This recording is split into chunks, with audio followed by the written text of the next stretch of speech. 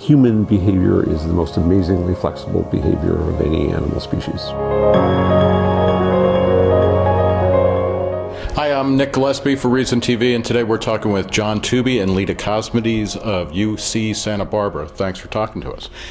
You guys are central to evolutionary discussions of things like anthropology, psychology, applications of evolutionary theory to all aspects of human existence. What's the primary insight that an evolutionary approach brings to the table? We're particularly associated with evolutionary psychology, but that connects to all of the social sciences and humanities, because theories about the design of the human mind are central to all of those areas. And so we're asking the question, what kinds of adaptive problems were our hunter-gatherer ancestors, what kinds of problems did they have to solve well in order to survive and reproduce in those environments, and what kinds of cognitive mechanisms would be well designed for solving them, because that gives you insights into what to look for in the human mind. The key thing that changes it from other approaches to psychology is, instead of looking at the mind as a blank slate, we see the mind as full of very interesting, reliably developing programs, species-typical programs that guide our behavior. When you talk about little programs, you're starting to use computer metaphors, which I'm assuming when evolutionary psychology or a precursor sociobiology or whatever, ethology, you weren't using that. So how much? That was the problem. They were talking about selection pressures and they were talking about behavior, but behavior is generated by programs in your head, and I don't mean it metaphorically. Yeah. Devices that are designed by natural selection to process information, guide your behavior. And evolutionary psychology focuses on that intermediate step of what's the structure of those programs. And without understanding that, all you can have is sort of fuzzy relationships between insights about selection pressures and behavior, as opposed to a real science of the mind. One of the primary differences is the traditional worldview was the mind was something like a tape recorder or a blank slate general learning system.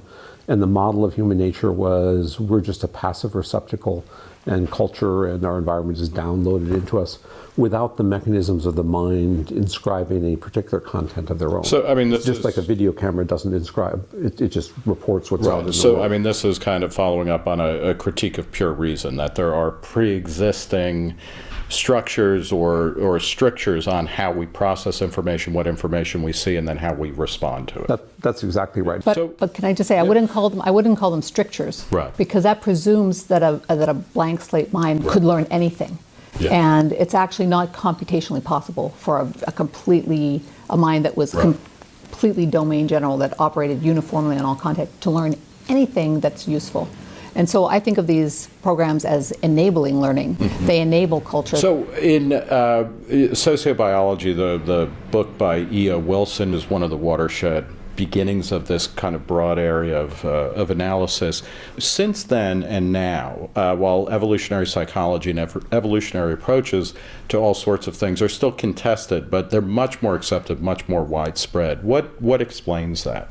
So Ed's book gave the best evolutionary biology of its time, and although this is not generally known to social scientists, it went on to just totally conquer the biology journals. It's not called something separate, it's just evolutionary biology now. But that's not a complete thing. So really what evolutionary psychology is it's the intersection of evolutionary biology with information theory, computer science, and then so that's the programs are what evolved, and then you have to know the environment in which they evolved and functioned. And so that's then the third component of hunter-gatherer studies and primatology and reconstruction of the past. And is it partly that, it's more accepted now in a way that the idea of the blank slate, whether it was in anthropology or psychology, has kind of faded because it doesn't explain enough? There's many things that have made that fade more. It still exists, but it's faded.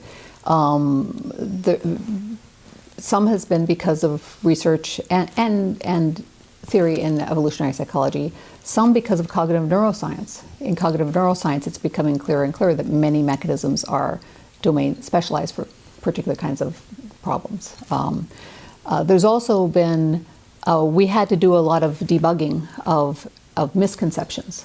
people had a lot of they thought that if you're taking an evolutionary approach, that means you must be racist, sexist, etc., when it doesn't even have it has to do with human universals, not to do with things like race. What does evolutionary psychology then have to say if it's saying, okay, well, we're talking about universal behavior, but then you're also studying variation among subpopulations? Where does it end, especially for libertarians? Because we want to believe in a kind of domain of unrestricted freedom, but we also want to be rooted in an empirical world that is available through rational analysis. I mean, because you're not saying everything can go, but you're also not saying that everything is predetermined. It's not universal behaviors. It's actually the genetic developmental basis of the programs. It's universal.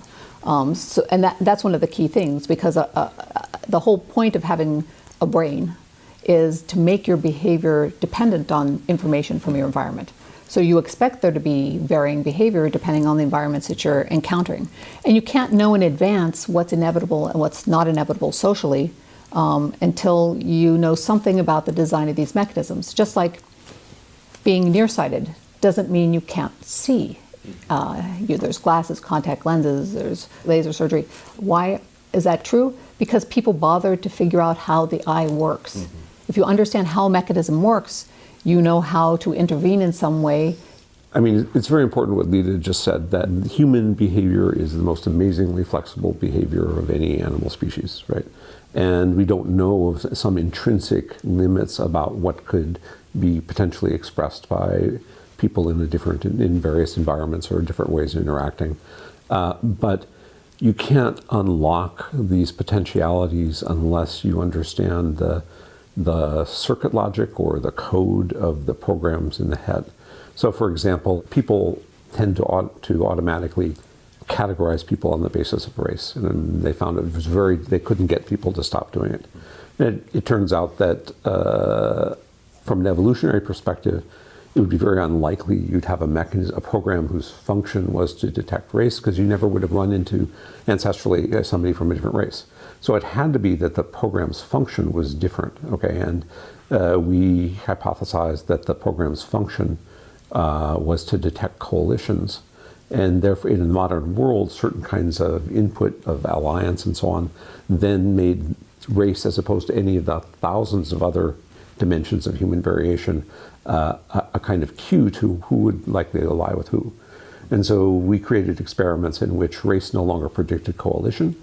In just a few minutes, as you have a lifetime of experience, supposedly, of learning race, right?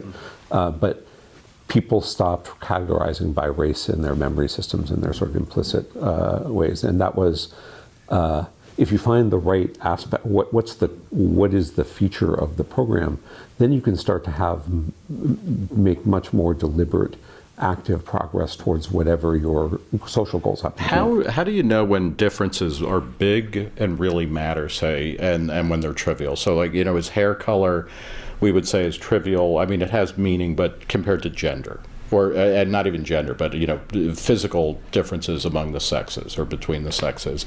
How do you figure that out? And also, then, in any population, I'm assuming that the differences among women or within, say, the category of women are as great as they are between women and men, or how do you find out what is salient then? Well, we don't try to quantify that. What we try to do is, and our colleagues try to do, is understand the causal mechanisms that result in whatever variation you see around you. There's gender differences and gender similarities. I mean, some mechanisms, if the men and women ancestrally had a similar adaptive problem to solve, you don't expect there to be differences in the mechanisms that solve them. It's when there were adaptive problems like ones in hunting versus foraging that differed by the sexes, that's when you expect to see some differences.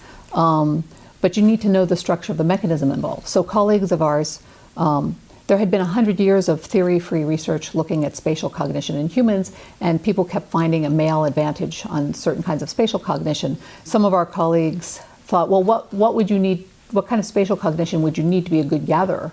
And they said, well, you need to remember where things are in a complex array. You need to be able to, plants don't get up and move around, but they might not be fruiting now, they might be fruiting later, so you want to remember that, you want to be able to go straight to one of those patches and so on.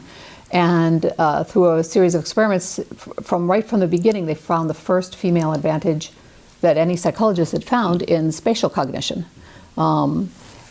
And it's not because the scientists were male or female or anything like that. It's because they were starting from a theory about the adaptive problems our ancestors faced. Now, once you know something about the mechanisms that are governing spatial cognition, you could, in principle, design math programs that might make certain kinds of mathematical concepts easier to understand depending on how you, in particular, think about it. And that doesn't have to be taught to people on the basis of their gender, because there's, as you said, there's a lot of variation within genders too. But if you understand it, that's when you can start to use it for good. One difference between the blank slate approach is that the basic model of human dignity is your clay. You are passively acted on by the outside world. Whereas in evolutionary psychology model, the person is, in a really strong sense, inventing themselves, and that instead of just downloading the environment and becoming what you're told to be. And also, it's just in these in prosperous societies with lots of choices, you get this amazing fluorescence in which people get together in groups and they very creatively construct a lot of rich, diverse ways in which individuals, find themselves and build their identities. And that's a very different worldview than we are passive and empty receptacles at first, and then or that everything is fixed ahead of time. Or that everything is fixed. That's Yeah. the thing that people fear, right? Yeah. But that's not what's fixed is the design of the programs, but the programs are themselves designed to be very flexible. Well, we'll leave it there. I want to thank John Tooby and Leda Cosmides from UCSB talking about evolutionary psychology today. Thanks, guys. Sure, thank you. For Reason TV, I'm Nick Gillespie.